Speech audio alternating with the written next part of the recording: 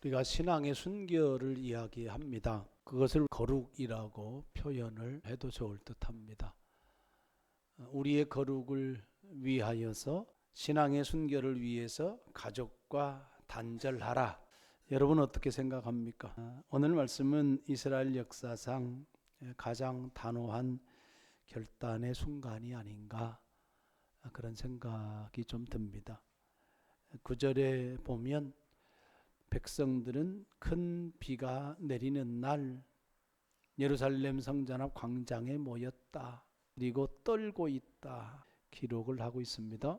추위 때문에 떠는 것도 있겠지만 이 일 때문에 떨고 있다. 성경은 말씀을 합니다. 이 일은 이스라엘 백성들이 이방 여인들과 결혼한 일입니다. 하나님 앞에서 너무나 큰 죄였기 때문에 이스라엘 백성들이 비를 맞은 채 떨고 있는 겁니다. 포로 귀환 공동체를 생각해 보면 1차 포로 귀환은 BC 538년경에 이루어집니다. 그리고 이런저런 상황 사건들 속에서 BC 515년경에 예루살렘 성전은 재건이 되어집니다. 성전을 재건한 이유는 뭐겠어요? 여호와 하나님에 대한 신앙을 회복하고 이스라엘의 온전한 정체성을 회복하고, 그래서 그 야훼 신앙으로 살아보겠다라고 하는 몸부림이잖아요. 그런데 그들은 어렵게 성전을 재건했음에도 불구하고 그들의 신앙, 그들의 공동체는 여전히 무질서하고 신앙의 순결은 상당히 쇠퇴한 상태에 이르렀다. 그래서 에스라 보기에 너무나도 심각한 문제였습니다. 이방 여자와 결혼하는 것, 그들과 결혼을 해서 자식을 낳는 것, 하나님께 대한 도전, 신앙 공동체에 대한 도전으로 본 겁니다. 모세의 율법은 이방인과의 결혼을 엄격하게 금하고 있습니다. 이방 여자와 결혼을 하게 되면 단순히 이방 여자이기 때문에 그런 것이 아니라 그들이 섬기는 신, 그 우상 숭배하고 연결이 되어지고 세상을 바라보는 관점, 세상을 살아내는 그 시선, 그 생활 방식이 존재합니다.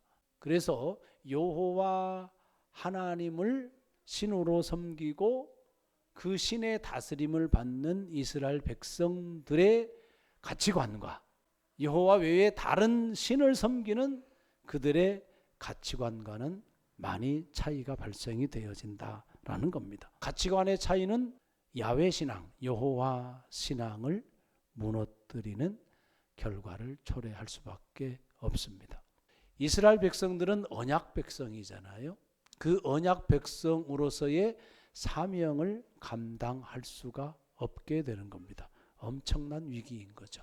그런데 바벨론에서 돌아온 이들은 이미 조상들이 우상 숭배로 말미암아 그들의 문화를 따라 살았기 때문에 나라가 멸망했다라고 하는 사실을 이미 경험했어요. 경험한 것을 바탕으로 해서 포로 생활 속에서 고국으로 돌아왔단 말입니다. 그 포로 귀환 공동체가 신앙을 재건하겠다 이런 다짐 속에서 성전 재건을 했음에도 불구하고 9장 1절 2절 보게 되어지면 주변의 이방 민족들하고 결혼을 하게 되어집니다. 영적인 경계가 무너져 버린 거죠. 에스라는 이 소식을 듣고 옷과 겉옷을 찢어버리고 머리털을 밀고 수염을 또 뜯으면서 통회, 자복, 회개합니다. 그 모습을 본 이스라엘 백성들은 또 감동을 해요. 그리고 회개 운동이 일어납니다. 특별히 스가냐를 중심으로 해서 우리가 이방 여인을 아내로 삼아서 하나님께 범죄했습니다. 이제 이 일에 대해서 이스라엘에게 소망이 있습니다 라고 하면서 죄를 끊어내겠다라고 하는 결단을 표하게 됩니다. 신앙의 순결을 위해서 단호하게 끊어내야 될 것이 무엇인가? 그리스도인답게 하나님 자녀답게 살기 위하여서 단호하게 단절해야 할 것이 무엇인가? 오늘 주시는 말씀 속에서 믿음으로 순종하는 우리 모두가 되기를 주의 이름으로 축복합니다. 첫 번째, 제사장 에스라가 일어나 그들에게 이르되 너희가 범죄하여 이방 여자를 아내로 삼아 이스라엘의 죄를 더하게 하였으니 이제 너희 조상들의 하나님 앞에서 죄를 자복하고 그의 뜻대로 행하여 그 지방 사람들과 이방 여인을 끊어버려라. 신앙의 순결을 위해서 끊어내야 될 것 끊어버려라. 하나님의 자녀로서의 정체성에 도움이 되지 않고 하나님의 자녀로서 살아가는 데에 그 정체성을 위협하는 것에 대한 에스라의 말씀은 단호하게 끊어버려라. 그리스도인의 정체성을 위협하는 것에 대해서 단호하게 어떻게 해버려라? 끊어버려라. 그렇게 이야기합니다. 우리의 정체성을 위협하는 것, 또 교회의 정체성을 위협하는 것, 그것이 뭔가? 아까도 말씀드렸지만 그 가치관의 위협이거든요. 여러분이 절에 가가지고 부처한테 절을 하겠습니까? 무당을 찾아가겠습니까? 이슬람 사원을 찾아가서 알라를 섬기겠어요? 인도 힌두교에 가서 송아지를 섬기겠습니까? 그러진 않겠죠. 우리 내면 안에 익숙한 삶 안에 스며든 가치관, 세속적인 가치관과의 타협, 이것이 이방적인 요소, 그것을 분별하고 그것을 끊어내버려야 된다라고 하는 말씀입니다. 가장 큰 것이 뭐냐면 저는 힘의 논리라고 생각합니다. 돈의 힘, 권력의 힘, 힘이 정의가 되는 세상, 강한 것이 진리가 되는 세상, 얼마나 폭력적이에요. 그럼에도 불구하고 그것을 추구하고 그것에 타협하는 우리들의 모습을 많이 보게 되어집니다. 영적인 싸움 제 안에 있는 것이 바로 그런 지점이에요. 불의를 보고, 불의라고 하는 것은 기득권의 힘, 그것을 보고 내가 어떤 위치에서 어떻게 행동할 것인가. 소리를 내면 욕을 먹습니다. 그렇게 발언을 해야 되나? 이런 소리를 들어요. 인간관계가 단절이 되지 않겠어요? 최소한 심리적으로, 감정적으로, 정서적으로는 단절이 됩니다. 만나면 악수는 하겠지만, 그런데 굳이 그것을 내가 말할 필요가 있나? 그렇게 해서 한 발 물러서는 경우가 많거든요. 왜? 내게 불이익이 떨어지고 굳이 다른 사람과 불편한 관계를 맺을 필요가 없다라고 생각을 하기 때문에 힘 앞에 타협을 하는 거예요. 여러분 어떻게 생각을 하세요? 우리 그리스도인들의 정체성은 힘 앞에 타협을 하면 드러나지 않아요. 침묵으로 일관하고 숨고 회피하고, 그러면 힘의 작용에 의해서 이끌려져 가게 되어 있습니다. 나만 손해보지 않으면 돼라고 하는 생각은 이기적인 거거든요. 공동체에 대한 생각을 하지 않는 거거든요. 우리는 공동체에서 살아갑니다. 그래서 공동체에서 하나님의 의가 드러나는 것이 중요한 거예요. 신앙은 공동체 안에서 드러나는 거예요. 여러분, 우리가 아무리 신앙이 좋고 말씀을 알고 기도를 하고, 그런데 산속에서 혼자 그렇게 해보세요. 공동체에게 어떤 영향을 미칠까요? 아무런 영향을 미치지 못합니다. 우리가 신앙생활한다는 이야기는 공동체 속에서 신앙을 드러낸다는 뜻이에요. 그런데 힘의 논리와 타협을 하게 되어지면 우리의 신앙은 드러나지 않아요. 힘의 논리에 맞서서 우리는 우리의 정체성을 드러내 보여야 되는 겁니다. 또 하나, 이방적인 요소, 그 세속적인 가치관 중에 우리를 위협하는 게 있어요.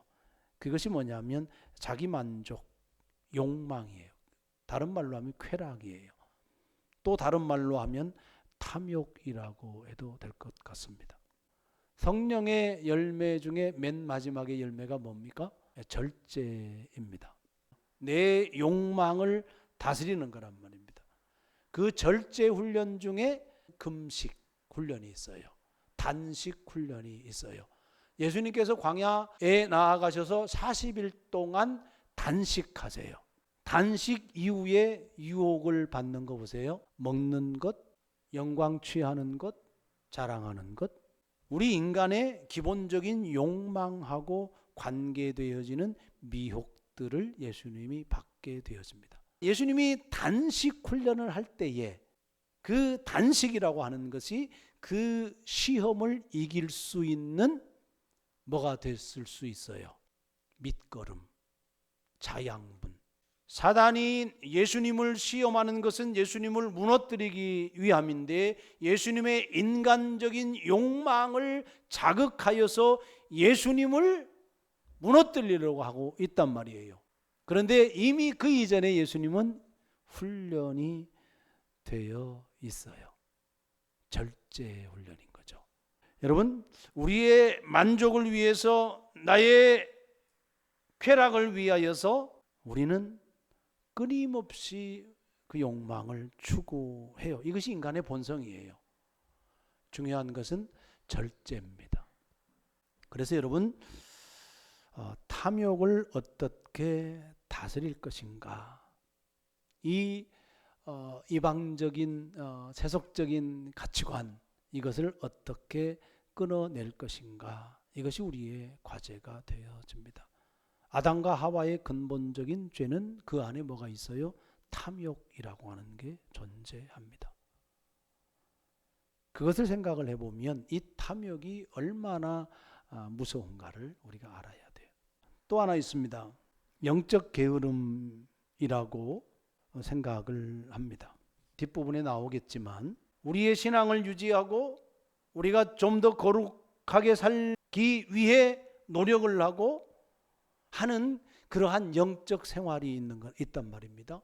이런 부분이 예배가 될 수도 있고 말씀 읽기가 될 수도 있고 기도가 될 수 있고 아까 말씀드린 금식이 될 수도 있는 거고 찬양이 될 수도 있는 거고 섬김의 훈련, 봉사의 훈련, 선교 훈련 등등 이러한 많은 영적 훈련들이 있을 수 있는 거예요. 근데 이러한 것을 방해하는, 이러한 것들을 위협하는 그 무엇, 그것은 이방적인 요소다. 끊어내야 될 그런 부분이다 라고 하는 말씀을 드리고 싶습니다. 단호하게 단절해야 할 대상이다. 거룩한 백성으로서의 정체성을 세우기 위해서는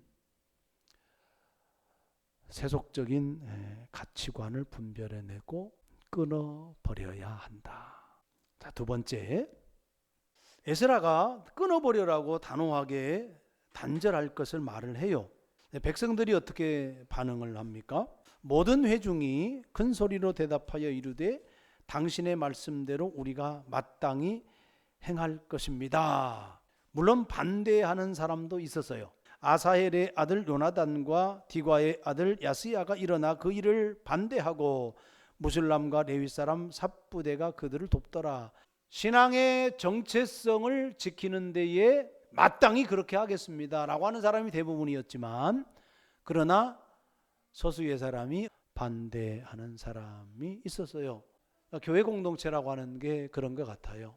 어떤 신앙의 순수성, 그 복음을 가지고 앞으로 나아가려고 할 때 또 반대하는 사람도 있을 수 있어요.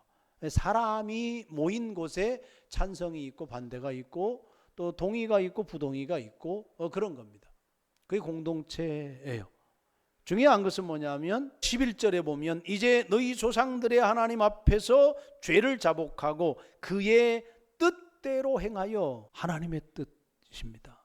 에스라를 통하여서 주시는 하나님의 말씀대로 마땅히 행할 것입니다 라고 거의 모든 회중이 큰 소리로 대답을 합니다. 그런데 큰일 났어요. 그 끊어내야 될 사람이 누구예요? 가족이잖아요. 자기 아내, 자기 자식들 끊어내야 되잖아요. 그 쉬운 일입니까? 가장 사랑하고 가장 중요한 존재들이잖아요. 이렇게 하면 어떨까요? 저희들이 잘못했습니다. 용서해 주세요. 다시는 안 그러겠습니다. 우리가 그렇게 회개하는 적이 많잖아요. 그 정도 선에서 하나님 넘어가면 안 될까요? 그런데 그렇게 자복하는 정도가 아니고요. 공동체에서 떠나게 해야 된단 말이에요. 떠나보내라는 겁니다. 단호하게 끊어버리라는 겁니다. 그리고 18절에서 마지막 44절까지요. 그 이방 여자와 결혼하고 아내들, 그런 사람들, 그리고 자녀들, 이게 다 언급이 돼요. 그리고 에스라서가 그것을 최종적인 이야기로 하면서 마무리가 됩니다. 엄청난 고통이잖아요. 엄청난 아픔인 거잖아요. 이것을 문자적으로 적용을 해서 믿지 않는 남편 버리고 나가 믿지 않는 자식들한테 야, 너 나가서 살아, 그렇게 그걸 말씀하고 있는 건 아니죠. 하나님은 이 에스라의 신앙 개혁을 통하여서 우리에게 무엇을 말씀하고 있는 거지? 그것을 들어야 되는 거잖아요. 이스라엘이라고 하는 하나님의 부르심을 받은 백성이라고 하는 그 정체성을 지키기 위해서는 엄청난 고통과 아픔도 감수해야 된다. 신앙의 정체성을 지키기 위해서 고통이 따른다. 아픔이 따른다. 그 말이에요. 신앙의 정체성이 분명하게 중요하기는 해. 하나님의 자녀됨이 중요하잖아요. 내가 그리스도인이라고 하는 게 중요하잖아요. 내가 하나님의 백성이라고 하는 게 중요한 거예요. 우리가 스스로 그러잖아요. 거룩하다, 중요하다는 거예요. 나는 세상과 구별된 존재야. 세상 사람들처럼 나는 살지 않을 거야. 저렇게 자기 욕심밖에 모르는 사람처럼 나 안 살 거야. 저렇게 힘을 사용하면서 참 어려운 사람들, 약한 사람들 상처 주면서 나 그렇게 안 살 거야. 예수님처럼 살고 싶어. 이런 마음 다 같지 않습니까? 그런데 그렇게 살기 위해서 아프지만 고통스럽지만 끊어내야 될 게 뭐지? 그 생각해야 되는 거죠. 때로는 우리가 너무나 익숙해서 잘 모르는 경우도 있어요. 거짓 말하는 거, 부정직함, 또 험담하는 것, 또 이기적인 것, 이러한 것들이 내가 익숙해져 가지고 몰라요, 잘. 그런데 누가 옆에서 야, 너 그 거짓말이야 그러면 아파, 찔려. 그럴 때 있잖아요. 그게 뭐 어때서? 이런 반응들을 할 때 있단 말입니다. 그것은 내가 몰랐던 사실을 알 때 회개할 수 있는 기회가 되지만 그것을 반박하고 인정하지 않는 모습도 우리 안에 있거든요. 저는 그렇게 생각을 하면서 살아갑니다. 누가 나에 대해서 이야기를 해줄 때 내가 자존심이 상한다. 그러면 나를 성찰하는 지점으로 삼아요. 그리고 내가 성장해야 될 지점으로 삼아요. 기분 나쁜 건 나잖아요. 그러면 내가 더 성장해야 되겠구나, 이렇게 생각을 해요. 쉽지 않는 거지만 그 지점에서 그렇게 생각을 하고 내 감정을 노트에 쓰기도 하고 내 개인 밴드에 기록하기도 하고 그래서 성찰을 해요. 그러한 것들이 때로는 부끄럽기도 하고 화가 나기도 하고 그런 날을 경험해 보기도 합니다. 아프다는 이야기죠. 고통이다는 이야기죠. 그런 것들이. 그런데 말씀대로 하나님 백성으로, 뭐 더 구체적으로는 목사로서 내가 끊어내야 될 부분, 좀 더 순화시켜서 성장해야 될 지점이 바로 그 지점이라고 하면 나는 그렇게 성찰을 하고 말씀으로 나를 다스리고 그렇게 노력합니다. 고통 없는 순종은 없다는 거예요. 여러분, 진정한 영성 회복이라고 하는 것은요, 고통이 따르는 겁니다. 우리의 죄를 더 이상 용납하지 않겠다라고 하는 결연한 의지와 그리고 실행, 그것이 우리의 정체성을 세워 나가는 길이다 라고 하는 사실을 꼭 기억할 수 있기를 바랍니다. 마지막으로 13절에서 17절 말씀까지인데 매우 중요한 사실을 이 지점에서 배웁니다. 백성들이 결단을 했잖아요. 그런데 백성들이 이렇게 이야기합니다. 백성이 너무나도 많습니다. 구분이 필요하다는 거잖아요. 그 다음에 큰 비가 내리는 때니 추위 때거든요. 우기 때. 그래서 하루 이틀에 할 일이 아닙니다 하면서 제안을 해요. 이제 온 회중을 위하여 우리의 방백들을 세우자. 방백을 다른 말로 해석하면 지도자들입니다. 이 일을 처리할 지도자를 세우자. 그렇게 제안을 하자 이제 에스라가 그 종족을 따라 각각 지명된 족장들 몇 사람을 선임했고 그 일을 3개월 동안 조사하게 해서 그 일을 마치게 되어집니다. 시스템으로 일을 했다는 이야기예요. 시스템이 일을 하게 하면 문제가 발생하지 않아요. 공정하다는 뜻이에요. 교회 일을 함에 있어서 시스템이 작동하게 되어지면 문제가 크게 발생하지 않아요. 회사도 마찬가지죠. 시스템이 작동하게 되어지면 시스템이 정한 대로 하면 되는 거니까 문제가 발생하지 않는 거예요. 개인에 따라서 개인의 감정, 개인의 필요에 따라서 움직이는 것이 아니라 공동체의 어떠한 질서 안에서 어떤 규정에 의해서 특별히 하나님의 말씀에 따라서 아주 공정하게 처리하는 거예요. 그 일을 조직을 내서 하는 거다라는 거고, 그 다음에 하루 이틀에 할 수 없으니 3개월이라고 하는 시간을 들여서 합니다. 3개월을 지속해서 하는 거예요. 지속성이 중요한 거예요. 그 다음에 마지막으로는 지도자들을 세웠잖아요. 그럼 지도자들에게 책임 있는 권한을 준 거예요. 그래서 공동체적으로 책임을 다하게 합니다. 여러분, 영적 순결을 위해서 개인의 노력이 반드시 필요해요. 개인도 노력해야 됩니다. 하지만 더 중요한 것은 뭐냐면 교회 공동체예요. 공동체가 책임을 져야 됩니다. 여러분, 개인의 영성을 위하여서 여러분이 하나님의 자녀답게 그리스도인답게 살기 위해서 경건의 훈련의 시스템을 작동할 수 있도록 힘써야 됩니다. 그리고 두 번째로는 우리 교회 공동체가 있는데 공동체 안에 머물러 있는 신앙이 중요해요. 그래서 거기에서 서로 격려하고 서로 권면하고 때로는 책임도 묻고 말씀으로 세워져 갈 수 있도록 그렇게 돕는 교회의 교제 공동체, 너무나도 중요한 겁니다. 시스템으로 움직여야 돼요. 말씀을 맺습니다. 단호한 단절, 이것은 이스라엘에게 있어서는 생존의 문제였습니다. 단호한 단절이 안 되면 이스라엘의 정체성은 사라지고 결국은 하나님과의 언약 관계는 파기되어지죠. 그렇기 때문에 하나님의 입장에서 에스라를 통하여서 단절을 선언한 거예요. 필수적으로 생존을 위해서 단절이 필요했다. 고통스러운 결단을 하고 실행에 옮기게 했다라고 하는 말씀입니다. 우리는 예수 그리스도의 십자가를 통해서 거룩한 하나님의 백성으로 이미 부르심을 받았습니다.